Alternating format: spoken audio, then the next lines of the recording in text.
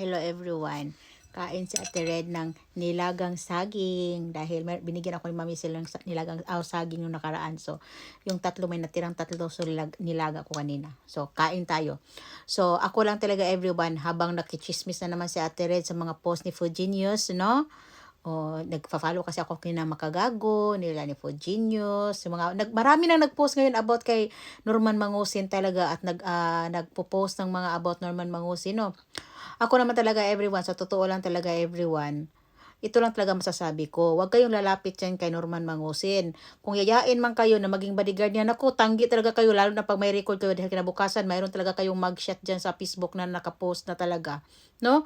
Baka masira lang talaga yung reputasyon ninyo lalo. Yan, advice ko lang yan.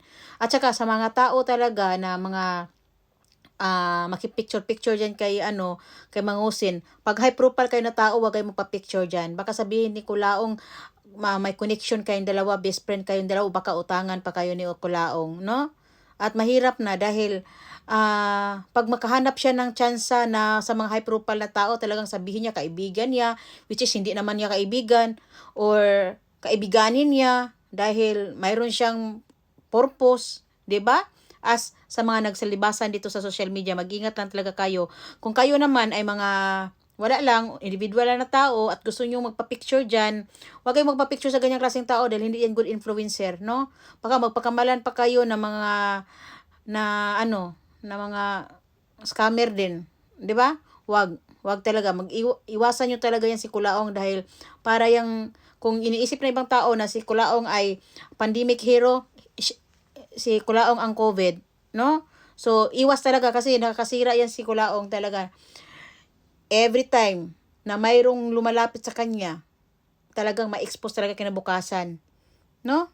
So, wag talaga dahil not good. And then, ang akin lang din talaga, concerned lang din ako sa abogado ni Kulaong, no?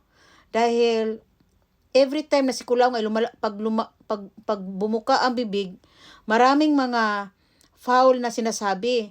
Iwan ko lang talaga kung paano to pinagtanggol ng kanyang abogada. Siguro, kahit gaano pa siguro katalino ang abogada ni Kulaong, siguro, iwan ko lang, baka na-stress na yan ngayon sobra. Iwan ko lang, baka pati bulbul nun ay naglagas na. Okay, kakain muna sa tilid ng saging. Bye.